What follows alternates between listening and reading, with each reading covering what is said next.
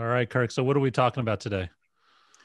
We are talking about the AI, the journey to the AI-driven enterprise, primarily starting with the Wi-Fi. And what is Bob? He's had this vision 3 or 4 years ago. What made him actually act on that vision?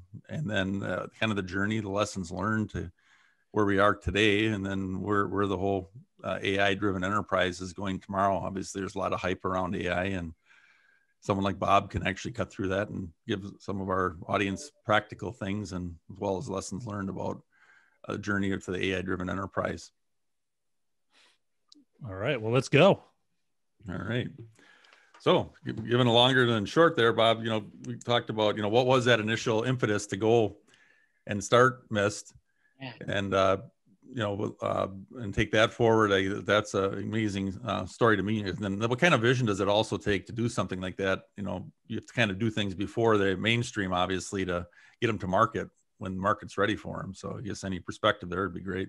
Yeah, it's funny you say that, Kirk, because when I started Mist, everyone thought I was crazy. They were like, Bob, what the heck are you doing? Why do we need another wireless company out there? There's plenty of AP companies out there. Why are you starting another wireless company?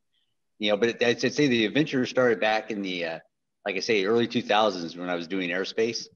I would say that adventure was really around, hey guys, we're going to help enterprise guys kind of manage all these access points, right? That's back in the early days of Wi-Fi when it was really a nice to have. It's actually hard to sell. People forget, back 20, 30 years ago, it was really hard to sell Wi-Fi. People were like, why do you need it? But when I got to Cisco, Wi-Fi kind of went from this nice to have to, okay, it's a must have, right? We kind of got to that point. Okay, guys, we understand why we need it. Why do I have this wireless network? I've got a perfectly good wired network. Why do I need another network? But when I was at Cisco, I started to hear customers, and this is some big retail customers, and they were starting to put robots and consumer things, consumer apps, on your phone and stuff. And they were kind of the opinion, hey, before I'm going to put my actual customer on this network, one is, they're like, Bob, you got to stop your controllers from crashing.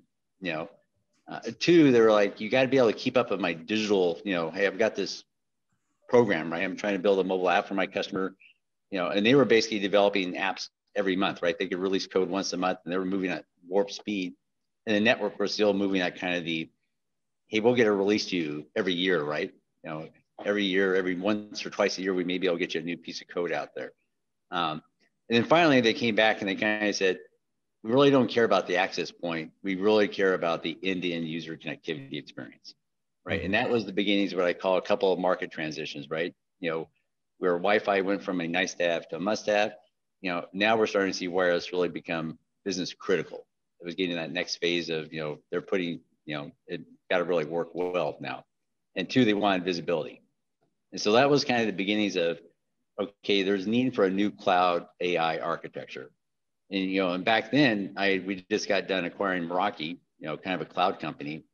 But the more I looked at it, it was like, hey, if you really want to do AI, you've got to have a whole different architecture. You got to have real-time pipelines. It's not just about moving data to the cloud and doing configuration. If you want to process data in real time, that required kind of a new cloud architecture. And that's when I kind of saw the opportunities like, okay, guys, should I do this inside of a big company? And my general rule is, hey, when you see things like this happening, it's hard when you see architectural things change, it's hard for big companies to do that internally. So that's when I decided, this is kind of a startup. It's easier to go raise money, blank sheet of paper. When you see architectural changes happening, that's kind of what happened at aerospace. My general rule I will tell you is when you see big companies trying to get 3 or 4 BUs to work together, that's usually a sign that something's changing architecturally in the industry. Yeah, no, that's an interesting point you make, because the last 4 or 5 years that we were working with wireless, it was more about controllers versus controllers. And did that maybe set the stage for the AI also by maybe making more of the centralized, these different types of configuration models or monitoring models? Well, I mean, you look what happened, and you look at the timeline and things of what happened, right? I think it was like, when did AWS come around? It was like 2010 or time ago. We had mobile. We had the iPhone come around 2007. Yep. Those were kind of the technology changes. Cloud was becoming more real, in that time frame. AI was starting to become more real around 2014.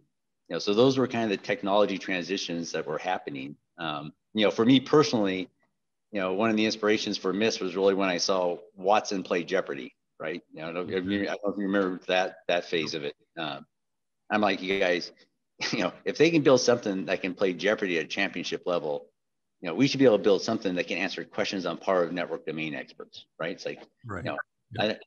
I just want to play one category of Jeopardy. I don't need to play the whole world. I just want to be able to be very good at networking. Right. So that was the beginnings of, there's something changing here, right? Cloud, AI, it's time for a new paradigm shift. And the big paradigm shift was really around, but I said back to that customer thing, right? We're not here to help people manage boxes anymore or network elements.